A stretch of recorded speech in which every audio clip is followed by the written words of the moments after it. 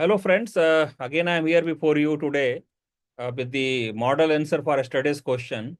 Yesterday we gave one question from Indian philosophy. So today we will be answering, giving model answer for that. And today we will again take up a question from philosophy of religion, for which we will be giving the model answer tomorrow.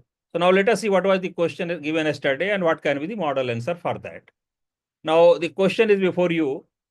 Examine the concept of liberation, that is moksha, across various Indian schools. So basically, this is the question which we need to answer in 300 words.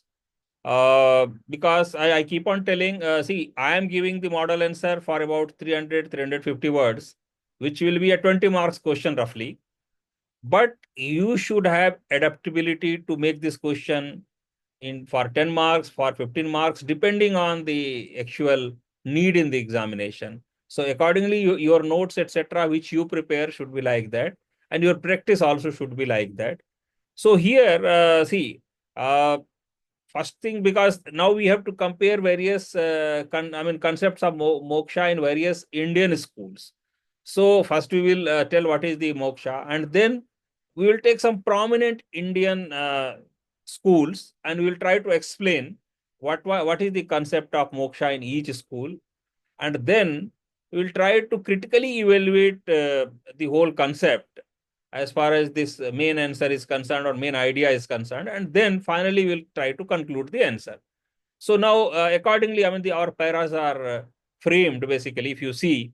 So first is we'll define what is the moksha and how it is important for Indian philosophical schools, various schools in Indian philosophy.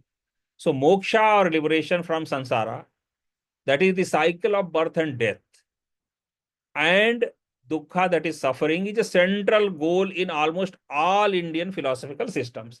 So this is very important. All Indian philosophical systems do have a concept of moksha or liberation from this word, that is cycle of birth and death and cycle and the suffering.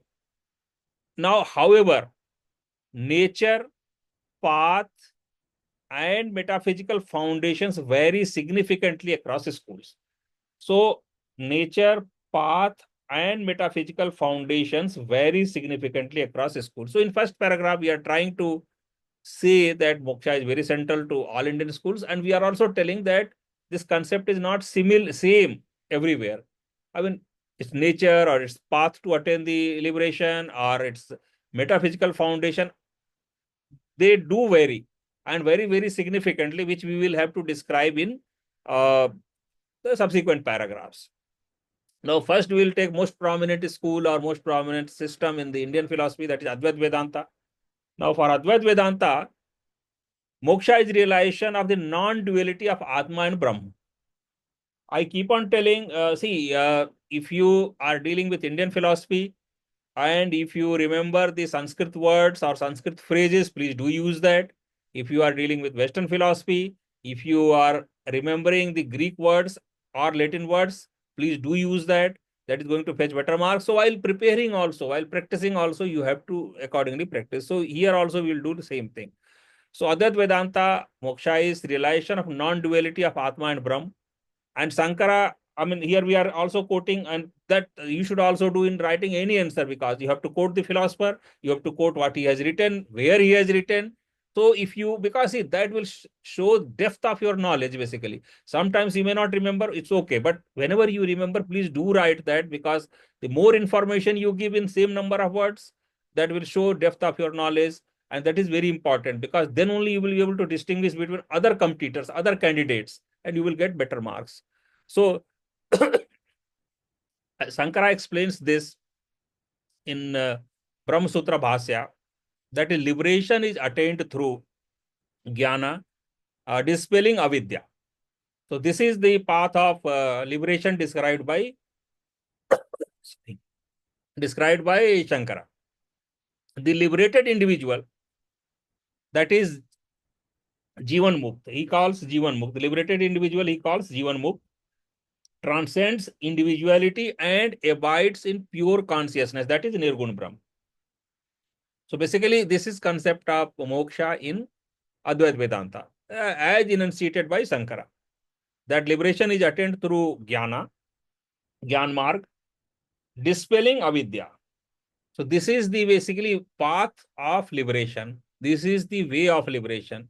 And once liberation is attained, the individuality abides in pure consciousness along with Nirgun Brahm. So this is what Shankara told. Now let us go to other systems. Visishta Advaita, that is Ramanuja. What Ramanuja says? Now again, Ramanuja has written in Sri Bhas. Moksha is not identity but eternal communion with Sagun Brahma. See, in Shankar philosophy, there is no concept of Sagun Brahma. In Ramanuja's philosophy, there is concept of Sagun Brahma. And as is called Narayana, Vishnu, all these are the forms of Sagun Brahma. So he says that moksha is not identity, not the similarity with this, but eternal communion with Sagun Brahma. This is what Ramanujacharya says. The soul retains its individuality and participates in divine bliss through bhakti and prapatti. So here the emphasis, if you see, is on bhakti marg. There in Sankara, it's more emphasis on Gyan Marg. So this is basically, these are the various paths of liberation as far as Indian philosophy is concerned. Sankara, Gyan Marg, Ramanujachar, Bhakti Marg. Now let us go to Dvait Vedanta of Madhava. What Madhava says. Now his work is Anuvyakhana. So he sees that soul as eternally distinct from Vishnu and moksha as the result of divine grace, leading to joyful service in Vaikuntha. So here now the concept of divine grace is there, as far as Madhava philosophy is concerned.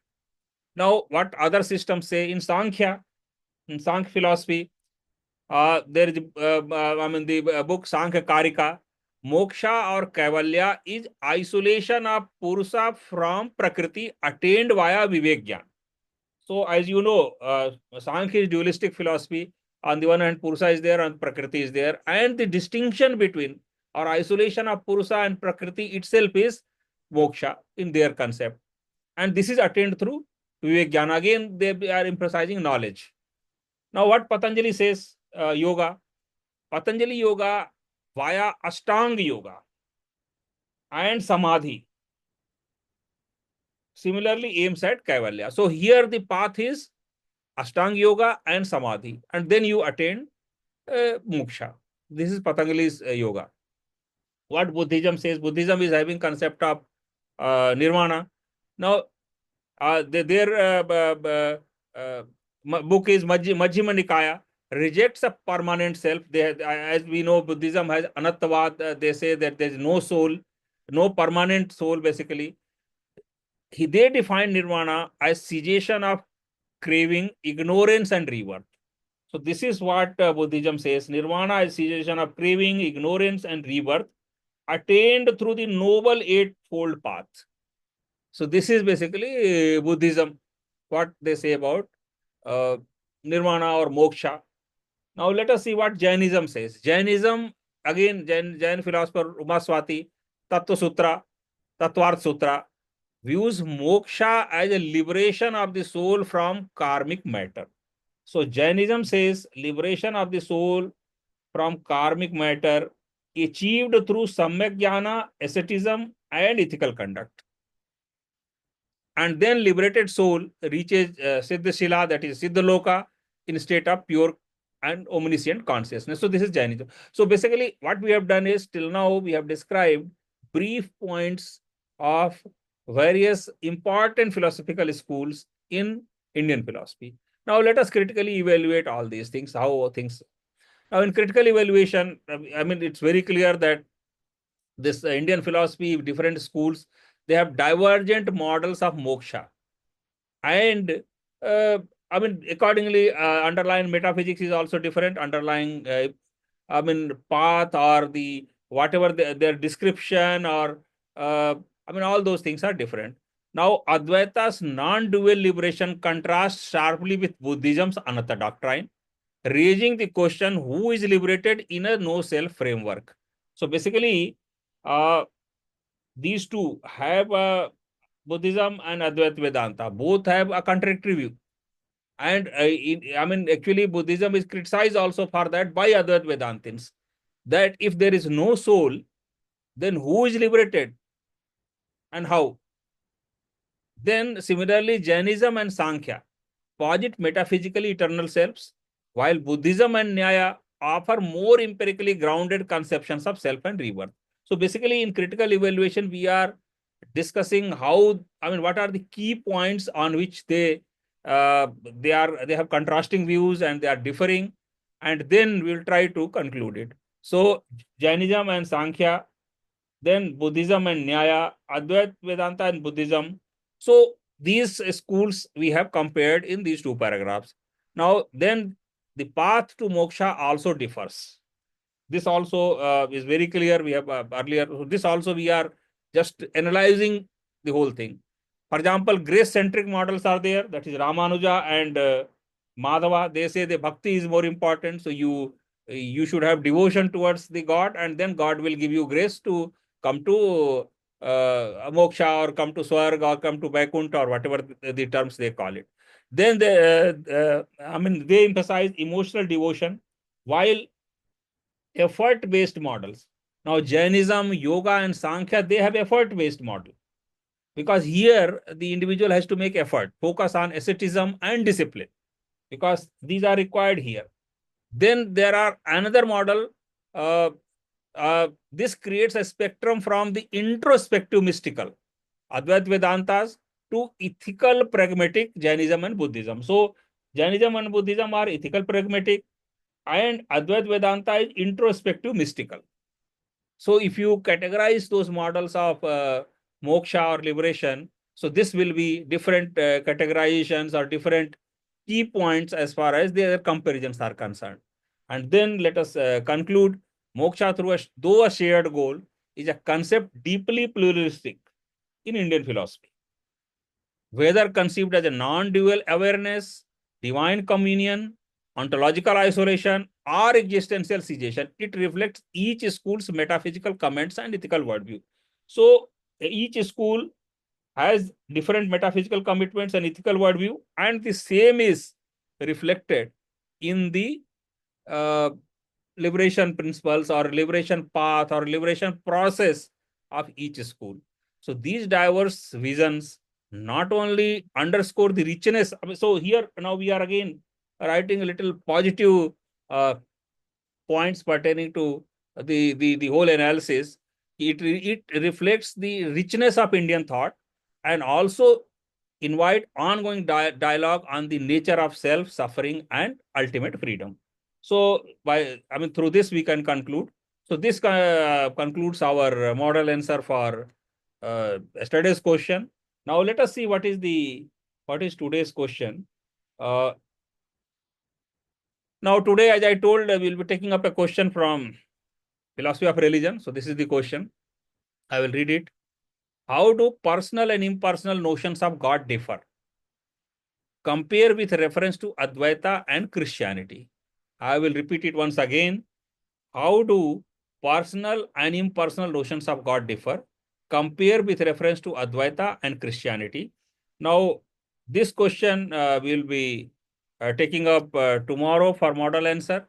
And tomorrow again, we will take up another question from socio-political philosophy. I have already explained to you that in rotation, we will be taking four sections of the philosophy papers, both paper 1 and paper 2. So philosophy will be taking uh, tomorrow, and then day after tomorrow again we'll come to Western philosophy and then Indian philosophy. So this whole process will continue till October end, and we are going to take up about 200 questions, 100 for paper 1 and 100 for paper 2. And I can tell you these are the most probable questions we have identified on the basis of previous recent years PYQs, and cover all important or most important topics for almost all the chapters of both the papers. So thank you for watching today's video. We'll meet again tomorrow for the question of for the model answer for today's question. Thank you one and all.